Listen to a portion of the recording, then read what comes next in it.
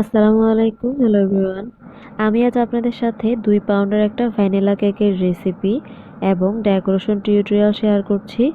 আশা করি ইনশাআল্লাহ ভিডিও শেষ পর্যন্ত আপনারা সবাই আমার সাথেই থাকবেন। আপনারা যারা প্রথমবারের মতো আমার চ্যানেলটি দেখছেন, আপনারা প্লিজ আমার চ্যানেলটি সাবস্ক্রাইব করবেন এবং পাশে থাকা বেল আইকনে ক্লিক করে দিবেন, যাতে আমি কোনো ভিডিও আপলোড করলেই সবার প্রথমে আপনারা নোটিফিকেশন পেয়ে যান। আমার চ্যানেলে আপনারা গেলেই অনেক ধরনের কেকের রেসিপি এবং ভিডিও, ডেকোরেশন টিউটোরিয়াল এছাড়াও কিছু রান্নার আইটেমও আছে। আপনারা যদি নতুন কোনো রেসিপি দেখতে চান তাহলে অবশ্যই কমেন্ট বক্সে জানাবেন, আমি চেষ্টা করব আপনাদের সাথে শেয়ার করার জন্য। এখানে আমি 4টা ডিম নিয়ে নিয়েছি। আজকে আমি কুসুমটাকে আলাদা করিনি। মূলত আপনারা যদি ডিমের কুসুমটাকে আলাদা করে সাদা অংশ আলাদা করে কেক বানান তাহলে খুব দ্রুত ডিমের ফোমটা রেডি হয়ে যায়। কিন্তু আপনারা যদি ডিমের কুসুম এবং সাদা অংশ একসাথে করে কেক বানান তাহলে যদিও খুব একটা প্রবলেম হয় না, তবে অনেক বেশি সময় লাগে। ডিমের ফোমটা রেডি হতে একটু বেশিই সময় লাগে। আমি এর আগেও করেছি এভাবে, তো এবার চিন্তা করলাম আপনাদের সাথেও শেয়ার করে নেই।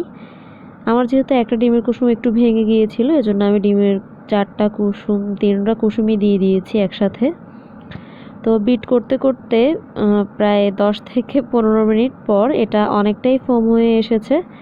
তো আমি চিনি দিতে ভুলে গিয়েছিলাম, এরপর আমি 2 থেকে 3 বারে চিনিটাকে দিয়ে দিয়েছি। চিনিটা দিয়ে দেওয়া হয়ে গেলে আমি আরও কিছুক্ষণ বিট করে নিব। আপনারা যখন এই ডিমের ফোমটা দিয়ে উপরে 8 লিখতে পারবেন এবং এটা সাথে সাথে মুছে যাবে না, তখনই আপনারা বুঝতে পারবেন ডিমের ফোমটা রেডি হয়ে গিয়েছে।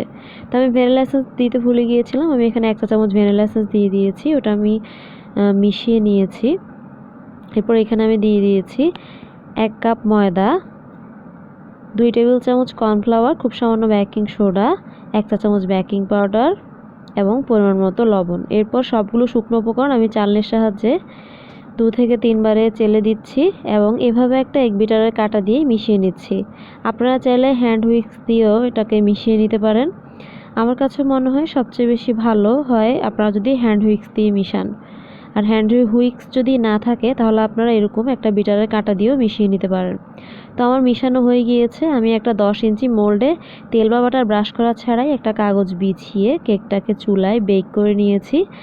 আপনাদেরকে আমি এর আগেও কয়েকবার দেখিয়েছি আমি চুলায় কীভাবে কেক বেক করি। তো আমার কেকটা হয়ে গিয়েছে, আমি চুলা থেকে কেকটাকে নামিয়ে নিয়েছি এবং নিচের কাগজটা উঠিয়ে নিয়েছি। তো দেখুন আলহামদুলিল্লাহ আমার কেকটা অনেক বেশি সফট হয়েছে। আপনারা আমার রেসিপি ফলো করে বানাবেন, ইনশাআল্লাহ আপনাদের কেকও অনেক বেশি ভালো হবে।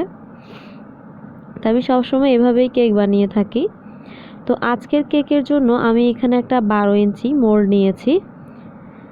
মোল্ড নিয়ে নেওয়া হয়ে গেলে আমি এখানে বোর্ডে কিছুটা ক্রিম লাগিয়ে নিচ্ছি যাতে কেকটা বোর্ড থেকে সরে না যায়। আজকের কেকটা আমি হার্ট শেপে করব।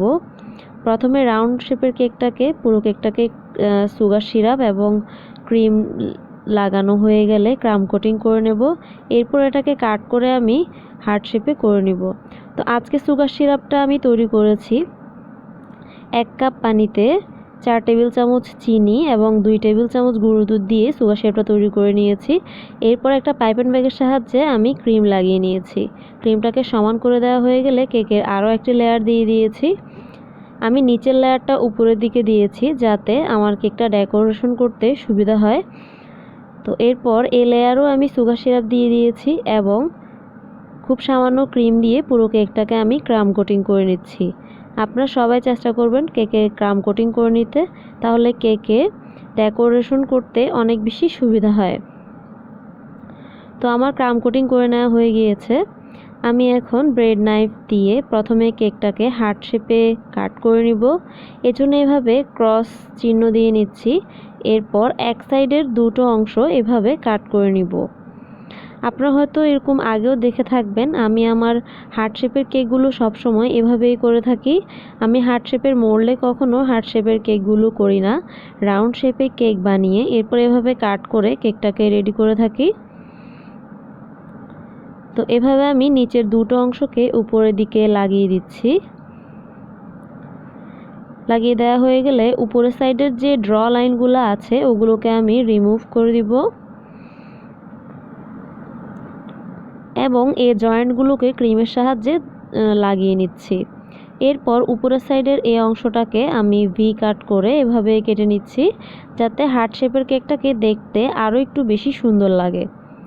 তো এভাবে কেটে নেওয়া হয়ে গেলে আমি প্রথমে উপরের সাইডে হোয়াইট কালারের ক্রিম লাগিয়ে ফিনিশিং দিয়ে নিচ্ছি।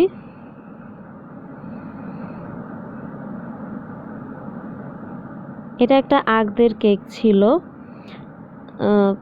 তো আমি প্রথমে উপরে এভাবে প্যালেট নাইফের সাহায্যে ক্রিম লাগিয়ে নিয়েছি এবং পরে ব্রেড নাইফের সাহায্যে আমি পুরো ক্রিমটাকে সমান করে দিচ্ছি। আপনারা চাইলে যে কোনো কিছু দিয়ে কেকের উপরে ক্রিমটাকে সমান করে নিতে পারেন, আপনাদের যেভাবে সুবিধা হয়। আপনারা চাইলে এখানে প্যালেট নাইফ বা ব্রেড নাইফ ছাড়াও স্ক্র্যাপার দিয়েও এই কাজটা করে নিতে পারেন।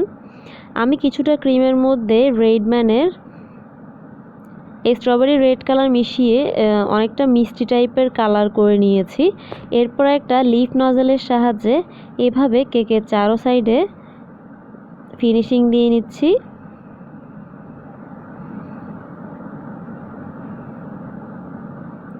এভাবে আমি কেকের চারো সাইডে এভাবে ফিনিশিং দিয়ে নিয়েছি। এরপর একটা 1M নজলে সেম কালারের ক্রিম নিয়ে আমি এভাবে কিছু রোজ তৈরি করে নিচ্ছি। পুরো কেকের চারো সাইডে আমি এভাবে রোজ তৈরি করে নিয়েছি।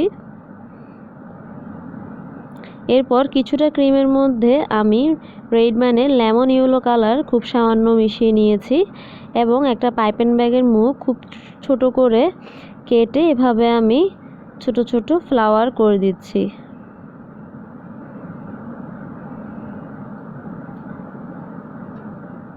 এরপর কিছুটা ক্রিমের মধ্যে আমি রেডম্যানের স্ট্রবেরি রেড কালার একটু বেশি করেই দিয়ে এই কালারটা তৈরি করে নিয়েছি, রেড কালার। এরপর এটা দিয়েও আমি কেকের চারো সাইডে কিছু ফ্লাওয়ার তৈরি করে নিচ্ছি। এরপর কেকের নিচের সাইডেও আমি এভাবে বর্ডার এঁকে নিয়েছি। কিছুটা ক্রিমের মধ্যে আমি রেডম্যানের গ্রিন কালার মিশিয়ে লিফগুলো তৈরি করে নিচ্ছি লিফ নজল দিয়ে। তো এভাবে আমি আমার পুরো কেকটাকে ডেকোরেশন করে নিয়েছি এবং রোজগুলোর উপরে আমি কিছু হোয়াইট সুগার বল ব্যবহার করেছি। তো এভাবে আমি আমার পুরো কেকের ফিনিশিং দিয়ে নিয়েছি। এরপর কেকের উপরে কাস্টমারের চাহিদা অনুযায়ী এভাবে আমি একটা কার্ডবার তৈরি করে নিয়েছি। আশা করি আজকের কেকের ভিডিওটি আপনার কাছে অনেক বেশি ভালো লাগবে। আপনারা সবাই আমার পরিবারের জন্য দোয়া করবেন। আজ এই পর্যন্তই। ভালো থাকবেন, সুস্থ থাকবেন। আল্লাহ হাফেজ।